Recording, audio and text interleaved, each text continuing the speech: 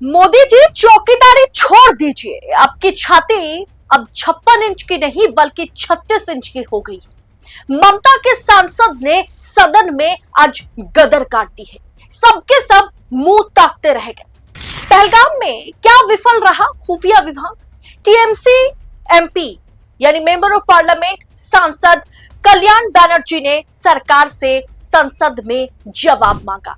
दरअसल जवाब नहीं मांगा दोस्तों, टीएमसी सांसद कल्याण बनर्जी ने सरकार को धोखे रख दिया है। आज तक इस तरह से जहां अमित शाह बैठे हैं, जहां राजनाथ सिंह बैठे हैं, जहां जयशंकर गडकरी जैसे तमाम बड़े बड़े मंत्री बैठे हो, उनके आगे आज तक इस अंदाज में किसी सांसद ने बातें नहीं रखी। उन्होंने बांग्ला में भाषण दिया। अगर वो अंग्रेजी या हिंदी में बोलते तो आप भी तालियां बजाने से खुद को रोक नहीं पाते। आज संसद भवन जो है वो तालियों से गूंज उठा जब कल्याण बनर्जी अपनी बातें रखते हुए नजर आए। वो बांग्ला में अपनी बातें रख रहे थे। इसके पीछे की वजह हाल ही में बांग्ला बोलने वाले मुसलमानों को जिस तरह से भाजपा शासित प्रदेशों में टॉर्चर किया जा रहा है, बांग्लादेश डिपोर्ट करवाया जा रहा है, बांग्लादेशी कहा जा रहा है, इसी के खिलाफ आज एक तरीके से पश्चिम बंगाल के सांसदों ने बांग्ला में बोलने का फैसला किया। दोस्तों कोई नहीं, मैं खुद बंगाली हूं तो मैं आपको ट्रांसलेट करके अच्छे से समझा दूंगी कि सदन में ये जो गुस्से का सवाल या आप कह सकते गुस्से से सवाल जिस अंदाज में कल्याण बनर्जी ने आज सत्ता पक्ष के आगे रखी है, जिस तरीके से उन्होंने सवाल किया है और सरकार को धो दिया है, सब कुछ मैं आपको बतलाऊंगी, तो आखिर तक वीडियो में बने रहे। नमस्कार, मैं हूं आपके साथ अदिति और आप 4 PM देख रहे हैं। दोस्तों ज्यादा पटभूमि तैयार नहीं करूंगी, सीधा आपको मैं बतला देती हूं कि कल्याण बनर्जी जो अक्सर हमने देखा कि कई मर्तबा जगदीप धनखड़ की मिमिक्री करते हुए नजर आए थे। कई बार उन्होंने जगदीप धनखड़ की मिमिक्री की और उन्होंने जिस अंदाज में हमेशा सरकार को घेरा, वो अंदाज काफी आप मजाकिया अंदाज में वो हमेशा सरकार को घेरते थे, लेकिन बातें बहुत ही स्पष्ट तरीके से वो रखते हैं। लेकिन आज सदन में वो मजाकिया अंदाज भी, उस लहजे में वो बात करते हुए नजर भी आए, साथ में जो गुस्सा उनका फूटा, सामने सारे बड़े बड़े मंत्रीगण बैठे हुए थे, एक तरीके से सब के सब एक दूसरे के मुंह ताकते रह गए। सबसे पहले मैं आपको बता दूं कि उन्होंने कहा क्या।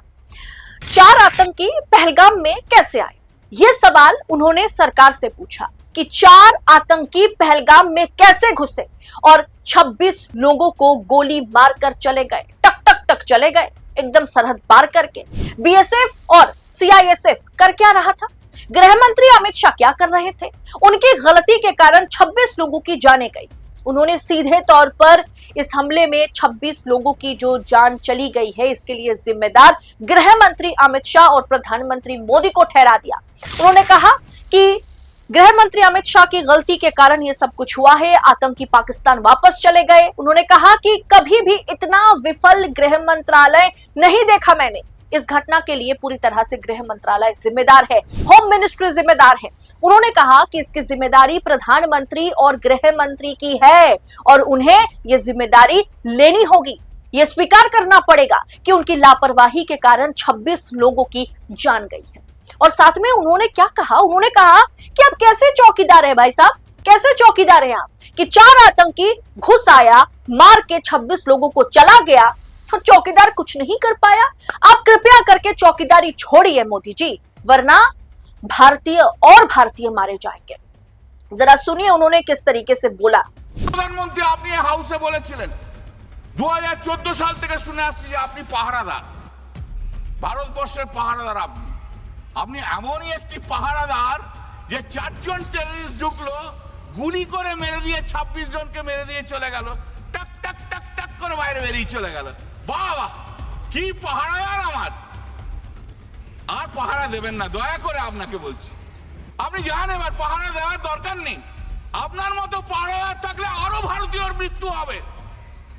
वाकई दोस्तों उन्होंने जो बयान दिया बहुत ही बोल्ड स्टेटमेंट है ये, लेकिन आज इसी तेवर में कल्याण बनर्जी सदन में नजर आए और सबके सब बैठ करके उन्हें सुनते रह गए। आगे उन्होंने कहा कि टीएमसी यानी तृणमूल कांग्रेस हमारी पार्टी विदेश नीति पर सहमति जताई, हम मोदी जी के साथ कंधे से कंधा मिला करके खड़े रहे। ऑपरेशन सिंदूर के दौरान कार्यवाही जो भी हमारी सरकार कर रही थी, हमने उनका समर्थन किया। पाकिस्तान को नष्ट कर दिया जाएगा, पाकिस्तान को धूमिल कर दिया जाएगा, पीओके अब भारत का हिस्सा हो जाएगा। हम बैठ करके यही सोच रहे थे, हम सभी प्रधानमंत्री के साथ थे। अचानक हमें सुनने को मिलता है कि भाई सीजफायर घोषित हो गया। ये कैसे हो गया? जब कोई क्रिकेटर पता है कि वो शतक लगाने वाला है, 90 रन जो है वो क्रॉस कर चुके हैं, अचानक वो कहता है कि नहीं हम तो नहीं खेलेंगे, हम वापस जाते हैं। भारत के साथ वही हुआ। ऐसा कैसे प्रधानमंत्री जी कर सकते हैं? हमें अचानक 3-3:30 बजे सुनने को मिला कि सीजफायर का घोषणा हो गया। उन्होंने कहा कि अमेरिकी राष्ट्रपति ट्रंप ने सीजफायर की घोषणा की, अमेरिकी राष्ट्रपति ने सीजफायर का ऐलान किया। अमेरिकी राष्ट्रपति एक्स हैंडल में ट्वीट करके कहते हैं कि भाई सीजफायर हो गया। हमारी सरकार की ओर से कोई जानकारी नहीं दी गई इसके बारे में, अमेरिका से हमें जानने को मिल रहा है। इससे ज्यादा शर्मनाक, इससे ज्यादा लज्जा की बात और क्या हो सकती है? यही सवाल लगातार कल्याण बैनर्जी पूछते रहे। विपक्षी पार्टियां सभी पार्टियां जो है वो सरकार के साथ थी, लेकिन फिर क्यों ट्रंप ने घोषणा की? उन्होंने कहा कि इतिहास कभी भी इस घटना के लिए माफ नहीं करेगा मोदी जी को। और इसके बाद उन्होंने जो कहा वो एक तरीके से सरकार के जो मुखिया हैं, हमारे देश के मुखिया प्रधानमंत्री मोदी है, उनके लिए बड़ा अपमानजनक है। उन्होंने कहा कि आपकी हाइट ना ट्रंप के आगे 5 फीट घट गई है, और छाती, जिस 56 इंच छाती की आप बात करते थे ना, वो 56 इंच की छाती जो है वो भी अब 36 की हो गई है। जरा वीडियो में सुनिए। এই আমেরিকান প্রেসিডেন্টের সামনে দাঁড়ালে আপনার হাইটটা নেমে 5 ফুট হয়ে যায়, আর ওজনটা হয়ে চেস্টটা হয়ে যায় 56 ইঞ্চি থেকে 36 ইঞ্চি।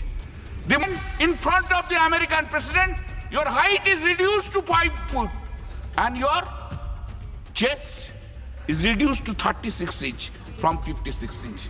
Why you are so much afraid? Why are you so much afraid? Why are you so much afraid to the American president? और यही कल्याण बैनर्जी नहीं रुके। कल्याण बैनर्जी बोले तो बोलते चले गए, और वो आज बांग्ला भाषा में बोल रहे थे। उसके बावजूद भी सदन में सब के सब तालियां बजा रहे थे। कल्याण बैनर्जी ने बांग्ला भाषा में भाषण देते हुए कहा कि जम्मू कश्मीर में बंगाल के कृष्णनगर का एक सैनिक जो है वो शहीद हुआ था। इस लड़ाई का क्रेडिट पूरी तरह से सेना को जाता है, इसका कोई क्रेडिट और ले ही नहीं सकता। लेकिन नहीं, मोदी जी को हर जगह बस क्रेडिट चाहिए। कोरोना में डॉक्टर ने मेहनत की, मोदी जी को क्रेडिट चाहिए। चंद्रयान साइंटिस्ट ने लॉन्च किया, मोदी जी को क्रेडिट चाहिए। अभी सेना ने ऑपरेशन सिंदूर किया, तो इसमें भी मोदी जी को क्रेडिट चाहिए। और कितना क्रेडिट आप लेंगे मोदी जी? काम कुछ तो कीजिए। और सबसे बड़ी बात, चौकीदारी छोड़िए। आप जैसे चौकीदार बन के रहेंगे, पहाड़दार बन के रहेंगे, तो हमारे देश में भारतीय जो है वो और मारे जाएंगे। দেশের সব কৃতিত্ব আপনি নিয়ে নেবেন।